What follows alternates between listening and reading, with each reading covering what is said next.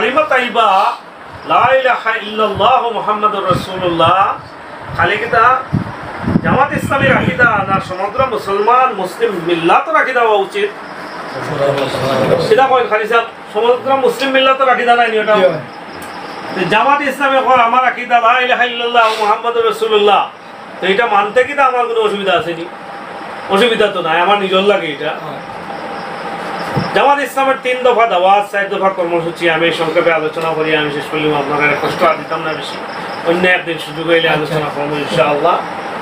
3 দফা দাওয়াত হইল জামাত ইসলামে কর আপনি যদি আল্লাহ তাআলার একমাত্র ইলাহ এবং রব মানেন এবং রাসূল করিম সাল্লাল্লাহু আলাইহি সাল্লামের একমাত্র অনুকরণীয় অনুসরণীয় আদর্শ নেতা হিসাবে মানেন কিনা?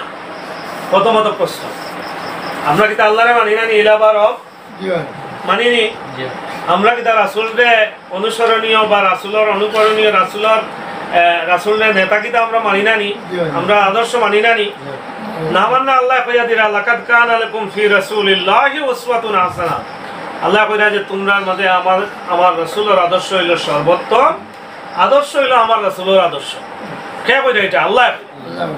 জামাত ইসলাম কয় যে আপনি যদি আল্লাহর একমাত্র ইলাহ বা রব মানেন, রাসূলের একমাত্র আদর্শ মানেন, হ্যাঁ, তাহলে আপনার জীবনটা কি ইসলাম পরিপন্থী যত কাজ আছে চিন্তা আছে সবটা আপনি বাদ দিল, বাদ দিয়ে কি আপনি ইসলামে যেটা কর ওটারে আপনি মানিয়ে নকালিয়া।